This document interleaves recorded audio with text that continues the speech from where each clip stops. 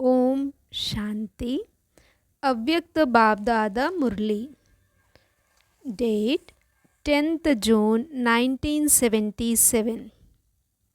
मंत्र और यंत्र के निरंतर प्रयोग से अंतर समाप्त। बाप से मिली सर्व विधियों तथा सर्व शक्तियों को विश्व कल्याण की सेवा में समर्पित करने वाले बच्चों प्रति बाबा बोले। बाप दादा सर्व बच्चों की वर्तमान स्थिति और अंतिम स्थिति दोनों को देखते हुए कहाँ कहाँ वर्तमान और अंतिम स्थिति में अंतर दिखाई देता और कहाँ कहाँ महान अंतर दिखाई देता। महान अंतर क्यों रह जाता? लक्ष्य भी सभी का एक ही सर्वश्रेष्ठ बनने का है और पद प्राप्त कराने वाला भी एक है। समय का वरदान और वरदाता का वरदान भी सभी को मिला हुआ है। पुरुषार्थ का मार्ग भी एक है, ले जाने वाला भी एक है। फिर भी इतना अंतर क्यों हो जाता? कारण क्या होता है? उस कारण को देख रहे थे।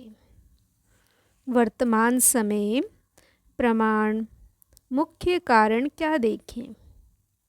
एक तो जो पहले पहले महामंत्र मन मना भव का व हम सो देवता का बाप दादा द्वारा मिला, उस मंत्र को सदा स्मृति में नहीं रखते हो। भक्ति मार्ग में भी मंत्र को कभी नहीं भूलते। मंत्र भूलना अर्थात गुरु से किनारे होना, यह डर रहता है। लेकिन बच्चे बनने के बाद क्या कर लिया? भक्तों माफिक डर तो निकल गया और ही पुरुषार्थ में अधिकारी समझने का एडवांटेज ले बाप के दिए हुए मंत्र को व श्रीमत को पूर्ण रीति से प्रैक्टिकल में नहीं लाते। एक तो मंत्र को भूल जाते, दूसरा मायाजीत बनने के जो अनेक प्रकार के मंत्र देते हैं, उन मंत्रों को समय पर कार्य में नहीं लाते। अगर ये दोनों बातें मंत्र और यंत्र प्रैक्टिकल जीवन के लिए यंत्र और बुद्धि योग लगाने के लिए व बुद्धि को एकाग्र करने के लिए मंत्र को स्मृति में रखो तो अंतर समाप्त हो जाएगा। रोज सुनते और सुनाते हो मन मना भव, लेकिन स्मृति स्वरूप कहाँ तक बने हो? पहला पाठ महामंत्र है। इसी मंत्र की प्रैक्टिकल धारणा से पहला नंबर आ सकते हो। इसी पहले पाठ के स्मृति स्वरूप की कमी होने के कारण विजयी बनने में भी नंबर कम हो जाते हैं। मंत्र क्यों भूल जाता? क्योंकि बाप दादा ने जो हर समय की स्मृति प्रति डायरेक्शन दिए हैं, उनको भूल जाते हो।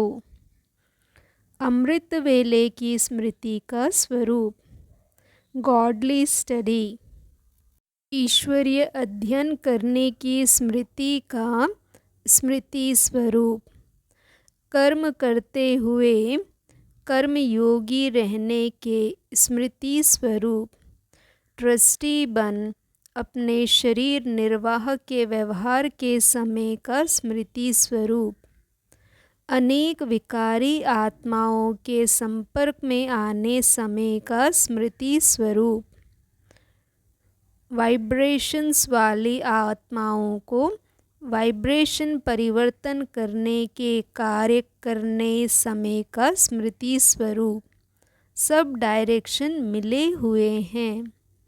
याद है? जैसे भविष्य में जैसा समय होगा वैसी ड्रेस चेंज करेंगे। हर समय के कार्य की ड्रेस और श्रृंगार अपना अपना होगा। तो यह अभ्यास यहाँ धारण करने से भविष्य में प्रारब्ध रूप में प्राप्त होंगे। वहाँ स्थूल ड्रेस चेंज करेंगे और यहाँ जैसा समय जैसे कार्य वैसा स्मृति स्वरूप हो। अभ्यास है वह भूल जाता है। इस समय के आपके अभ्यास का यादगार भक्ति मार्ग में भी जो विशेष नामी ग्रामी मंदिर हैं वहाँ भी समय प्रमाण ड्रेस बदली करते हैं। हर दर्शन की ड्रेस अपनी अपनी बनी हुई होती है। यह तो यादगार भी किन आत्माओं का है? जो आत्माएं इस संगम युग पर जैसा समय वैसा स्वरूप बनने के अभ्यासी हैं। आप दादा बच्चों के सारे दिन की दिनचर्या को चेक करते हैं। रिजल्ट में समय प्रमाण स्मृति स्वरूप का अभ्यास कम दिखाई देता है। स्मृति में है लेकिन स्वरूप में आना नहीं आता है। समय होगा अमृत वेले का, जिस समय विशेष बच्चों के प्रति सर्व शक्तियों के वरदान का, सर्व अनुभवों के वरदान का, बाप समान शक्तिशाली लाइट हाउस स्वरूप में स्थित होने का, मेहनत कम और प्राप्ति अधिक होने का गोल्डन समय है। समय भी जो मास्टर बीज रूप वरदानी स्वरूप की स्मृति होनी चाहिए, उसके बजाय समर्थी स्वरूप के बजाय बाप समान स्थिति का अनुभव करने के बजाय कौन सा स्वरूप धारण करते हैं? मेजॉरिटी उल्हने देते या शिकायत करते हैं या दिल शिकस्त स्वरूप होकर बैठते। वरदानी विश्व कल्याणी स्वरूप के बजाय स्वयं के प्रति वरदान मांगने वाले बन जाते हैं या अपनी शिकायतें या दूसरों की शिकायतें करेंगे। तो जैसा समय वैसा स्मृति स्वरूप ना होने से समर्थी स्वरूप भी नहीं बन पाते। इसी प्रकार से सारे दिन की दिनचर्या में जैसा सुनाया कि समय प्रमाण स्वरूप धारण ना करने के कारण सफलता नहीं हो पाती, प्राप्ति नहीं हो पाती। फिर कहते हैं खुशी क्यों नहीं होती? इसका कारण क्या हुआ?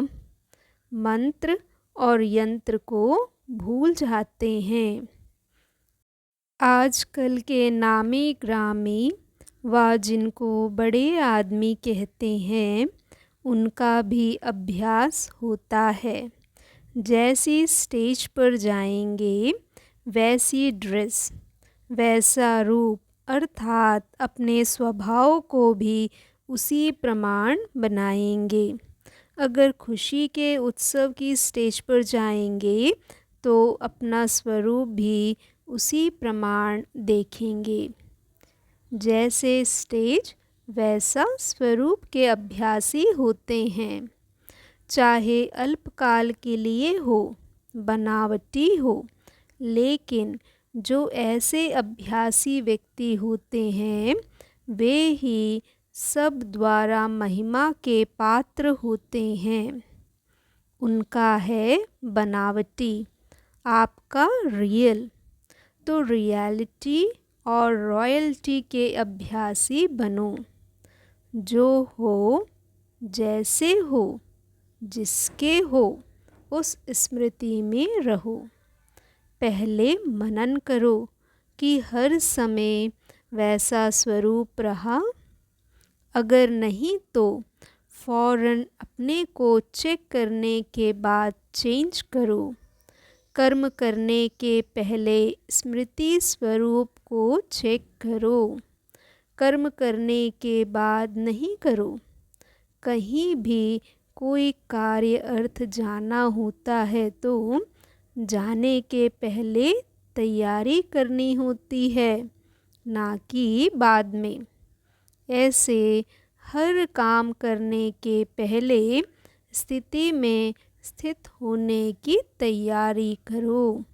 करने के बाद सोचने से कर्म की प्राप्ति के बजाय पश्चाताप हो जाता है। तो द्वापर से प्राप्ति के बजाय प्रार्थना और पश्चाताप किया, लेकिन अब प्राप्ति का समय है। तो प्राप्ति का आधार हुआ जैसा समय वैसा स्मृति स्वरूप। अब समझा कमी क्या करते हो? जानते सब हो। जानने में तो जानी जाननहार हो गए, लेकिन जानने के बाद है चलना और बनना। अगर कोई भी विस्मृति के बाद किसी को भी नॉलेज दे कि ऐसे नहीं करो व ऐसे नहीं करना चाहिए, तो क्या उत्तर देते? यही कहेंगे कि हम सब जानते हैं जो आप नहीं जानते। तो हर पॉइंट के जानी जाननहार बन गए हो ना। लेकिन जाननहार कमज़ोर कैसे होता है? इतना कमज़ोर जो समझते भी हैं ना करना चाहिए, फिर भी कर रहे हैं। तो जानने में नंबर 1 है ही, अब चलने में नंबर 1 बनो। समझा अब क्या करना है? सुनना और स्वरूप बनना। हर एक सप्ताह समय के प्रमाण स्मृति स्वरूप बनने की प्रैक्टिस करना, प्रैक्टिकल अनुभूति करना। अच्छा, सदा बाप की याद में रहते हुए हर कार्य करते हो। बाप की याद सहज है या मुश्किल है? अगर सहज बात है तो निरंतर याद रहनी चाहिए। सहज काम निरंतर और स्वतः होता रहेगा, तो निरंतर बाप की याद रहती है। याद निरंतर रहना उसका साधन बहुत सहज है। क्यों? अगर लौकिक रीति से देखा जाए, याद स्वतः सहज ही किसकी रहती है? जिससे प्यार होता है। जिस व्यक्ति व वैभव से प्यार होता है, वह ना चाहे भी याद आता। देह से प्यार हो गया तो देह का भान भूलता है? नहीं ना, चाहते भी नहीं भूलता। क्यों? क्योंकि आधा कल्प देह के बहुत प्यारे रहे हो। जैसे लौकिक रीति भी प्यारी वस्तु या व्यक्ति स्वतः याद रहती, तो ऐसे ही यहाँ सबसे प्यारे ते प्यारा कौन? बाप है ना। इससे और कोई प्यारा हो नहीं सकता ना। तो प्यारे ते प्यारे होने के नाते से सहज और निरंतर होना चाहिए ना। फिर भी क्यों नहीं, उसका कारण क्या।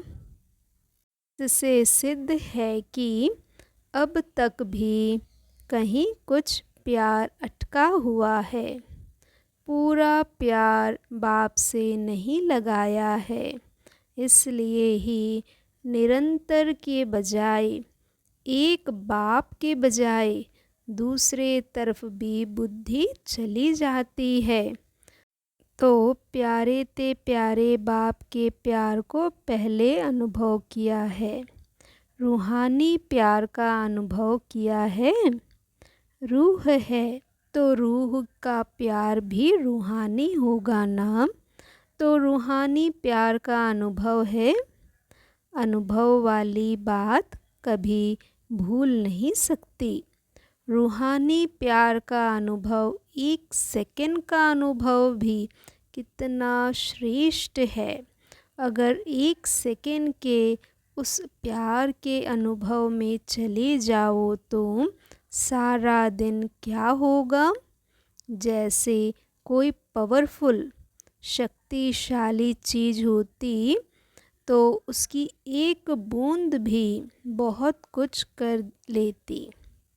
ताकत कम वाली चीज़ कितनी भी बूंद डालो तो इतना नहीं कर सकती। तो रूहानी प्यार की एक घड़ी भी बहुत शक्ति देती, तब भुलाने के अभ्यास में मदद देती। तो अनुभवी हो या सिर्फ सुना या मान लिया, चेक करो। जो बाप के गुण हैं उन सर्व गुणों के अनुभवी हैं। जितना अनुभवी आत्मा इतना मास्टर सर्वशक्तिवान। पुरुषार्थ की स्पीड ढीली होने का कारण अनुभव के बजाय सनने वाले हो। अनुभव में जाने से स्पीड ऑटोमेटिक तेज हो जाती है। जैसे बाप सदा समर्थ है, ऐसे ही अपने को भी सदा समर्थ समझते हो। बाप कभी कभी समर्थ, कभी कभी कमज़ोर है या सदा समर्थ है। सदा समर्थ है ना। ऐसा समर्थ है तो सब समर्थी का दान बाप से लेते हैं। बाप समर्थी स्वरूप अर्थात समर्थी का भी दाता है। तो बच्चों को क्या बनना है, समर्थी लेने वाले या देने वाले। बाप आते ही सर्व अधिकारी बना देते। जब आने से ही सब दे देते तो मांगने की क्या आवश्यकता। बिन मांगे मिल जाए तो मांगने की ज़रूरत ही क्या। मांगने से खुशी नहीं होती। जिनमें ज्ञान नहीं वे मांगते हैं, शक्ति दो, मदद दो। मदद मिलने का रास्ता हिम्मत। हिम्मते बच्चे मददे बाप। मांगने से मदद देने वाला बाप नहीं। हिम्मत रखो तो मदद लाख गुना मिलेगी। एक करना और लाख पाना, इस हिसाब को तो जानते हो ना। तो हिम्मत कभी नहीं छोड़नी चाहिए। हिम्मत को छोड़ा अर्थात प्रॉपर्टी को छोड़ा। प्रॉपर्टी को छोड़ा अर्थात बाप को छोड़ा। क्या भी हो जाए, कैसी भी परिस्थिति आ जाए, हिम्मत नहीं छोड़नी चाहिए। हिम्मत छोड़ी तो श्वास छोड़ी।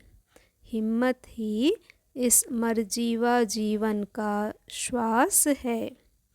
श्वास ही चला जाए तो क्या रह गया।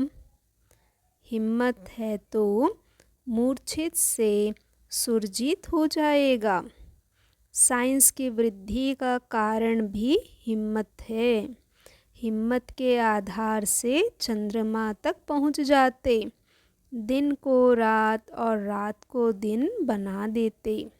हिम्मत रखकर चलने वाले को सहज वरदान प्राप्त हो जाता है। मुश्किल ही सहज हो जाती है।